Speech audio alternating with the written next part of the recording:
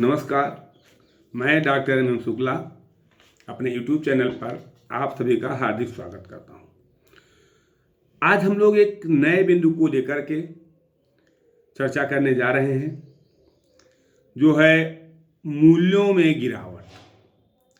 आज समाज में चारों तरफ नैतिक, सामाजिक, सांस्कृतिक तथा आध्यात्मिक मूल्यों में जो गिरावट देखने को मिल रही है, वो किस तरह से उसको संभाला जाए या उस नैतिक मूल्यों के गिरावट के लिए जिम्मेदार कौन है, इन बिंदुओं पर हम चर्चा करेंगे। क्योंकि हम आज देख रहे हैं कि आज भीड़ भरी दुनिया में, भौतिकता की आंधी में, सांप्रदायिकता एवं संकीर्णता की बाढ़ में, प्रतिस्पर्धा की होड़ में, स्वार्थपरता के तूफान में आज हमारे सारे नैतिक, आध्यात्मिक एवं सामाजिक तथा धार्मिक मूल्य बहते जा रहे हैं।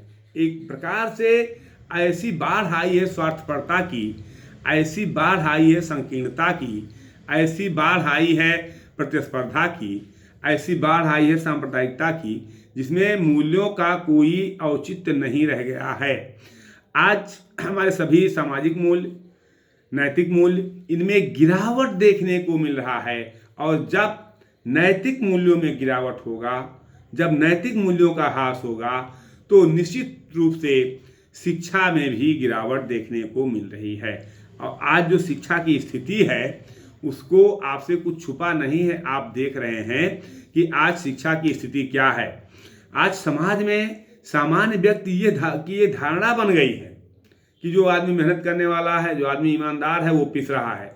जो झूठ है, फरेब है या झूठ फरेब का रोजगार चलाने वाला, फल फूल रहा है। ईमानदार व्यक्ति को आज मूर्ख समझा जा रहा है, जो समाज की स्थिति हुई है, बनी हुई है। हम अपनी बात ये कह रहे हैं कि मान लीजिए कोई मेहनती आदमी है, कोई अध्यापक है, परिश्रम कर रहा है, तो उसी को बेवकूफ़ समझता है। लड़का भी बेवकूफ़ समझता है, अध्यापक भी बेवकूफ़ समझता है, अभिभावक भी बेवकूफ़ समझता है। क्योंकि उसको वो बुलाएगा पढ़ने के लिए, आना पड़ेगा पढ़ने के लिए। जो कहेगा ना ना मत आइए, सब हो जाएगा, वो उसको आज बहुत अच्छा अध्यापक, बड़ा सबका सपोर्ट करता है। ये स्थिति बनी हुई है। ईमानदार व्यक्ति को मूर्ख समझा जा रहा है। और इस धारणा ने शिक्षा के क्षेत्र में अनुशासनहीनता, श्रम के प्रति अनास्था, स्वकर्तव्य के प्रति उदासीनता, अनउत्तरदायित्व की भावना, इन सभी चीजों को जन्म दिया है। इसके लिए जिम्मेदार कौन है? क्या कोई जिम्मेदारी लेने को तैयार है? इसके फलस्वरूप आज समाज के उत्थान का मार्ग अवरुद्ध हो गया है। समाज में कहाँ उत्थान हो रहा है? आज समाज के प्रत्येक व्यक्ति का ये कर्तव्य बन गया है कि वह मूल्यों के विकास पर बल दे। क्योंकि मूल्य विहीन राजनीति और मूल्य विहीन शिक्षा ये विनाश की ओर ले जाएगी देश को, ना कि ये विकास की ओर ले जाएगी। आज जो देखने को स्थिति मिल रही है, निश्चित तौर पर वो मूल्य विहीन राजनीति देखने को मिल रही है और मूल्य विहीन शिक्षा देखने को मिल रही है। आज समाज में हम देख रहे हैं कि मूल्यों में जो गिरावट आ रही है, तो कहीं ना कहीं उसके लिए राजनीति भी जिम्मेदार है। कोई भी राजनीतिक पार्टी हो, आप देखिए, मूल्य की शिक्षा कोई दे रहा है? मूल्यों के बारे में कोई चर्चा कर रहा है? यहाँ ये अगर देखें हम, तो निश्चित तौर पर बहुत ही कष्टदायक या पीड़ादायक है। हम जानते हैं कि अति प्राचीन काल में मानव पशुवत जीवन जीता था। तब उसे जीवन के लिए केवल संघर्ष करना पड़ता था। उस समय शक्तिशाली ही जीवित रह सकता था। तो ये माना जा सकता है कि उस समय मनुष्य को अपना बल बढ़ाना होता था। उस समय संभवतः संघर्ष और शक्ति ही जीवन के मूल्य हुआ करते थे, या जीवन के मूल्य रहे होंगे। धीरे धीरे मनुष्य प्राकृतिक जीवन से सामाजिक जीवन की ओर अग्रसर हुआ। और जब वो सामाजिक जीवन की तरफ अग्रसर हुआ, तो संघर्ष और शक्ति के स्थान पर प्रेम, सहानुभूति और सहयोग का महत्व हो गया, और जिसमें निर्बल लोगों का भी जीवन सुरक्षित हुआ। लेकिन आज की जो अराजकता है, वो क्या निर्बल लोग आसानी से रह सकता है? बड़ा विचारणीय बिंदु है। लेकिन इसके लिए जिम्मेदार कौन है, उस जिम्मेदारी को हम लोगों को देखना होगा। क्योंकि मानव का समग्र विकास और मानव का प्रगति ये शिक्षा के द्वारा होता है। मानव के विकास में, मानव की प्रगति में शिक्षा का महत्वपूर्ण योगदान है। इसीलिए संपूर्ण विश्व अपने भविष्य को आकार देने में, अपने भविष्य को सुरक्षित करने में निश्चित तौर पर शिक्षा को बढ़ावा देता है और शिक्षा को सबसे महत्वपूर्ण साधन भी मानता है, जिससे सुयोग्य एवं रचनाशील श्रम शक्ति के निर्माण में सहायता मिल सके और नई प्रौद्योगिकी तथा उच्च शिक्षा को आत्मसात किया जा सके। प्रत्येक राष्ट्र की यह अपेक्षा होती है कि उसके नागरिकों में देश प्रेम की भावना हो और देश प्रेम की भावना के साथ साथ मानव प्रेम का भाव हो, क्योंकि ऐसा देश प्रेम कोई मतलब नहीं रहा अगर मानव प्रेम नहीं है। और मानव प्रेम होगा कैसे? मानव प्रेम के भाव का हो या जो है नैतिक मूल्य, मानव प्रेम नैतिक मूल्यों से संबंधित हो, यह आवश्यक है। आज नैतिक मूल्यों का संबंध विभिन्न परिस्थितियों में मनुष्य के आचरण से ही है। हम कैसा आचरण कर रहे हैं, हम कैसा बिहेवियर कर रहे हैं, हम कैसा कार्य कर रहे हैं, और चरित्र का प्रशिक्षण शिक्षा का सबसे बड़ा उद्देश्य है। क्योंकि नैतिक मूल्यों का विकास सरकार के कानून बनाने से नहीं हो सकता है। लाख कानून बना दिया जाए लेकिन उससे नैतिक मूल्य नहीं आने वाले हैं। नैतिक मूल्यों का विकास कर्तव्य निष्ठा से, ईमानदारी से, देश प्रेम से, सद्भावना से, परोपकार से, इनसे होने वाला है। और ये सब बाजार में बिकने वाली चीज नहीं है, ये सब बाजार में नहीं बिकने वाली है। आप बाजार से आप आत्मल लाभ पाइएगा, खरीद पाइएगा। कर्तव्य निष्ठा बाजार में बिकने वाली चीज है, ईमानदारी बाजार में बिकने वाली चीज है नहीं। इन्हें बच्चों में प्रारंभ से ही शिक्षा के माध्यम से शिक्षकों के द्वारा उनके मानस पटल पर अंकित किया जाता है। अब बात आ गई वही शिक्षकों के द्वारा, और शिक्षकों के निर्माण पर सरकार एकदम उदासीन है। शिक्षकों का निर्माण किस तरह से हो रहा है ये आपसे छुपा नहीं है, आप बेहतर जान रहे हैं। बेहतर नहीं, बहुत बेहतर जान रहे हैं कि आज जो प्राणहीन मूर्ति की तरह जो टीचर्स ट्रेनिंग कॉलेज चल रहे हैं, खुले हुए हैं, वो किस तरह के अध्यापकों का निर्माण कर रहे हैं ये आप अच्छी तरह से जान रहे हैं। और ये कहा गया है कि अगर 1 वर्ष की योजना है तो पेड़ उगाइए, पेड़ लगाइए।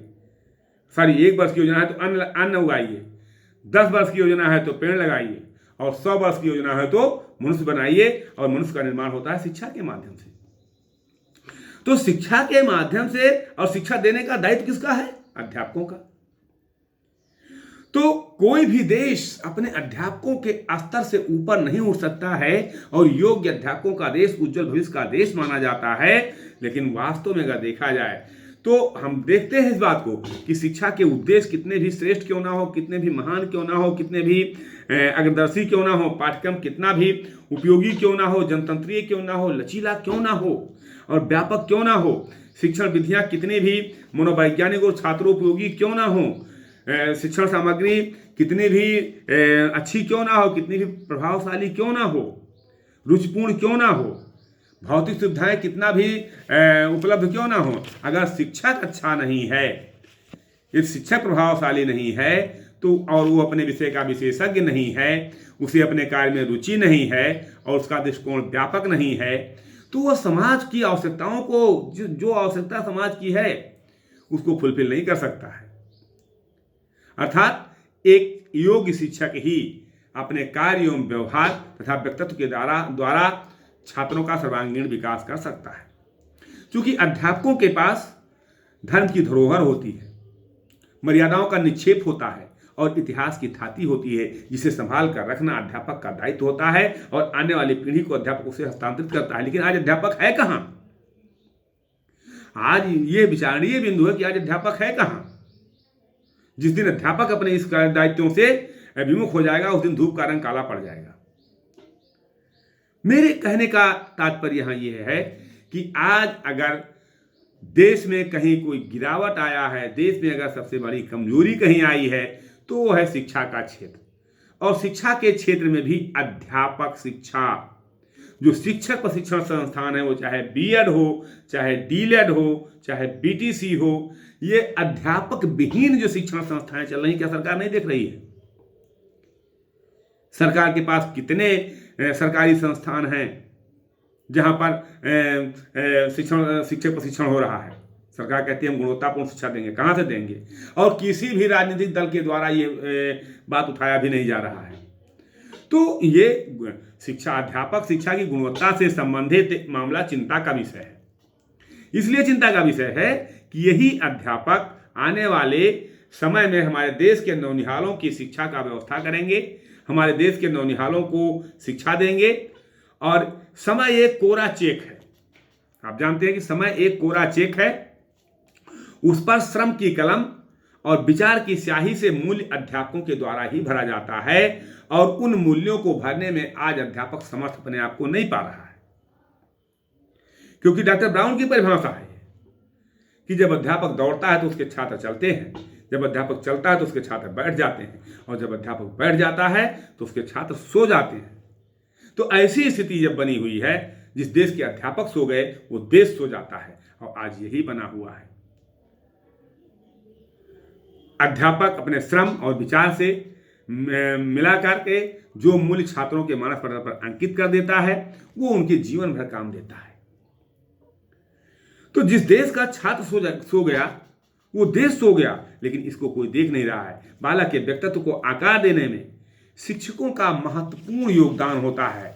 शिक्षक एक ऐसा शक्तिपुंज और प्रेरणा स्रोत होता है जो मानसिक धरातल एवं आधारभूमि तैयार करके एक मुर्दा राष्ट्र को भी पुनर्जीवित करने का सामर्थ्य रखता है। मित्रों, शिक्षा के इन्हीं उद्देश्यों की प्राप्ति के लिए योग्य शिक्षकों और गुणवत्तापूर्ण शिक्षकों के निर्माण के लिए समाज को ध्यान देना चाहिए, सरकार को ध्यान देना चाहिए, जिससे योग्य शिक्षक मिल सकें। और अगर योग्य शिक्षक मिलते हैं तो वो देश अपने आप बढ़ता चला जाएगा। अंत में हम केवल इतना कहना चाहते हैं कि शिक्षकों के निर्माण पर समाज को भी ध्यान देना चाहिए और सरकार को भी ध्यान देना चाहिए। और अगर स्थिति देखा जाए तो यहाँ जो है परिस्थिति नहीं, मना स्थिति बदलने की आवश्यकता है। मना स्थिति बदलेगी तो परिस्थितियां अपने आप बदल जाएंगी। इन्हीं शब्दों के साथ मैं अपने वाणी को विराम देता हूं। बहुत बहुत धन्यवाद आपका।